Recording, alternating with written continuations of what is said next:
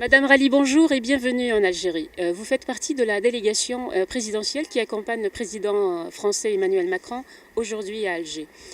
Quels sont les objectifs de cette visite? Et d'abord pour moi, d'abord bonjour et c'est un plaisir pour moi d'être ici en Algérie sur mes terres parce que c'est aussi ma terre et comme peut l'être aussi la France. Et je crois que c'est important aujourd'hui qu'il y ait une délégation et notamment le président de la République qui viennent se rendre à Alger. La raison de la visite, il y en aura j'espère d'abord plusieurs.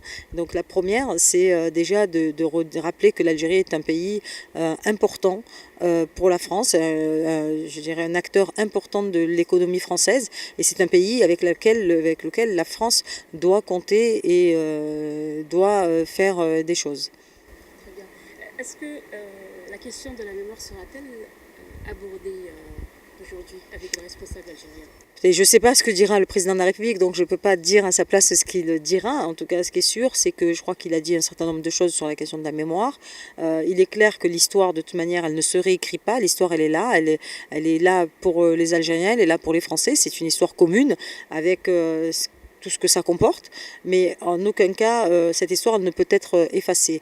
Et c'est une histoire avec laquelle il va falloir vivre, il va falloir avancer aussi, parce qu'on a besoin d'avancer. Je crois que ce soit les Français ou que ce soit les Algériens, ce qu'ils attendent surtout, c'est que la France et l'Algérie se donnent enfin la main et que ces deux pays puissent avancer ensemble et travailler ensemble, comme je dirais, ils devraient le faire, puisqu'ils ont un ADN commun, c'est qu'ils sont finalement tous les deux et français et algériens. Lors de votre élection à la tête du groupe d'amitié Algérie-France au Sénat, vous avez réaffirmé que l'Algérie, il faut considérer l'Algérie comme une sœur. Ah mais complètement, moi je considère que l'Algérie est la sœur c'est la sœur jumelle de la France quoi. C'est deux sœurs jumelles avec qui ont un ADN commun. C'est l'amour pour l'Algérie, l'amour pour la France aussi parce que les Algériens d'Alger et d'Algérie aiment la France et les Algériens de France aiment l'Algérie et je crois que ça c'est important et moi c'est pour ça que je considère que ce sont vraiment deux pays, deux sœurs et qui ont tout en commun, qui ont d'abord l'histoire, même si elle a été douloureuse par moments, mais quand même une histoire commune malgré tout parce qu'il y a aussi eu des bons moments dans l'histoire d'Algérie et dans l'histoire de France et surtout c'est deux pays qui se comprennent finalement, qui justement parce qu'ils ont passé des moments difficiles ensemble, ils se connaissent mieux que n'importe qui. Et je considère que la France est un allié naturel pour l'Algérie, comme l'Algérie est un allié naturel pour la France. Madame Rally, cette sœur ne mérite-t-elle pas des excuses pour les crimes coloniaux commis par la France coloniale? Je crois que le président de la République l'a déjà dit. Après, il ne peut pas passer son temps à s'excuser. Je crois qu'à un moment, il faut savoir aussi, au-delà des excuses, essayer d'avancer. Est-ce que aujourd'hui, la meilleure façon de s'excuser, c'est de pouvoir travailler d'égal à égal avec l'Algérie? C'est ça la façon de s'excuser, justement, de ce qui a pu se passer par le passé. La meilleure façon, finalement, de rattraper l'histoire, c'est aussi que l'Algérie, que la France et l'Algérie puissent travailler ensemble et construire ensemble l'avenir de la Méditerranée.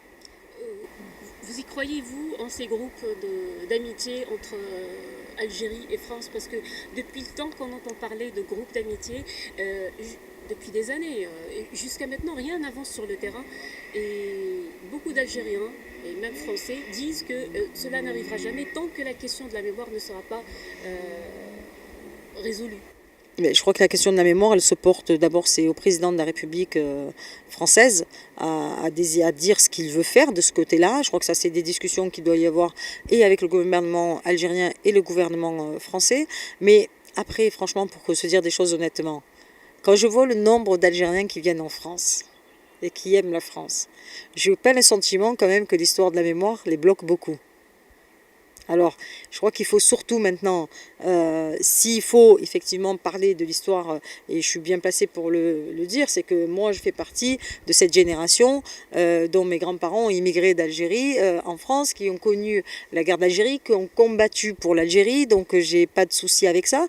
Mais pour autant, est-ce qu'on doit toujours regarder dans son rétroviseur? Et le problème, c'est qu'à force de regarder dans le rétroviseur, on ne voit pas ce qui se passe devant, et surtout on rate plein de choses. Et je crois que j'ai pas envie non plus que l'Algérie, parce que il y a ce côté de fierté de l'Algérie non seulement que je respecte, mais en plus que je dirais qui est une force aussi pour les Algériens, hein, ce côté nif que peuvent avoir les Algériens.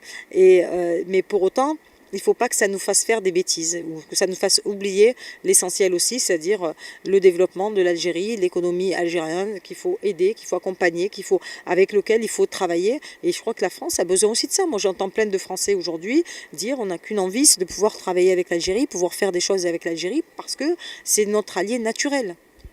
Quelles sont les choses qu'on rate, que vous n'êtes citées?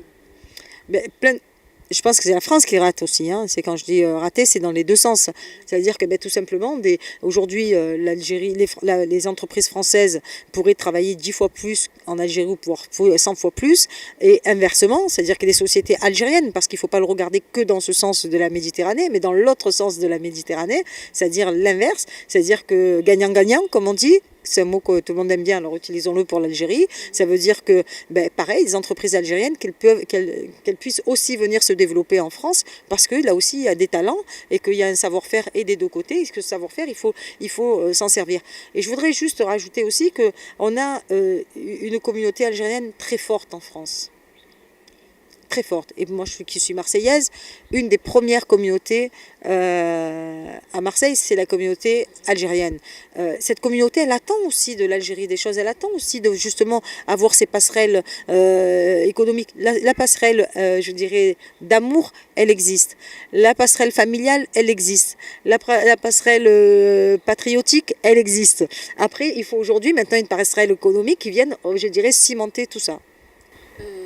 Le président Macron envisage de marquer son empreinte dans les relations algéro-françaises. Comment il compte faire? Et ça, je ne peux pas parler pour lui. Moi, je ne suis pas le porte-parole de M. Macron, donc je l'accompagne dans le cadre de la délégation.